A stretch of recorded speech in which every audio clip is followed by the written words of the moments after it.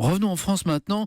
Fonctionnaires, les chiffres qui donnent raison à Fillon. Yves, c'est le thème de votre édito ce matin. Oui, dans les communes, les départements et les régions, le taux d'absentéisme des fonctionnaires territoriaux a augmenté de 9,3% entre 2014 et 2015 pour arrêt maladie, soit plus de 9 jours sur 100 de perdus.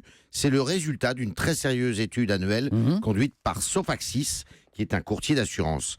2014, c'est précisément l'année où le gouvernement socialiste a supprimé le jour de carence qui empêchait dans la fonction publique d'être payé le premier jour d'un arrêt maladie. Comme quoi, deux autres indications intéressantes. Plus les fonctionnaires sont nombreux dans leur collectivité, plus ils s'arrêtent souvent. Ouais. Et l'absentéisme est 2 fois plus élevé chez les agents titulaires que chez les contractuels qui sont en CDI ou en CDD. Yves, il faut le dire, il s'agit là de la fonction publique territoriale. Oui, mais qu'il s'agisse de la fonction publique d'État, hospitalière ou territoriale, selon une étude du ministère du Travail, cette fois menée entre 2003 et 2011, l'absentéisme y est plus élevé dans le public donc que dans le privé. Cela donne bien sûr un argument, puisqu'on est en plein dedans, à François Fillon qui veut supprimer 500 000 postes au total en 5 ans dans les 3 fonctions publiques. Le candidat de la droite ne devra pas mollir s'il veut tenir sa promesse pendant la campagne, car il s'attaque là à une citadelle, c'est bien connu.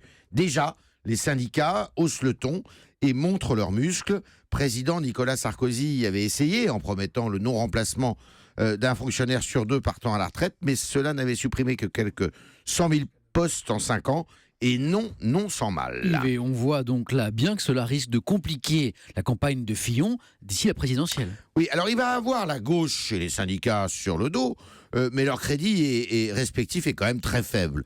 Donc c'est pas de là que vont venir les attaques les plus percutantes. C'est du Front National, bien sûr, que fuseront les plus redoutables agressions. Cela a commencé. Le FN accuse Fillon de casse sociale. Or, le FN s'est érigé en défenseur des classes les plus populaires.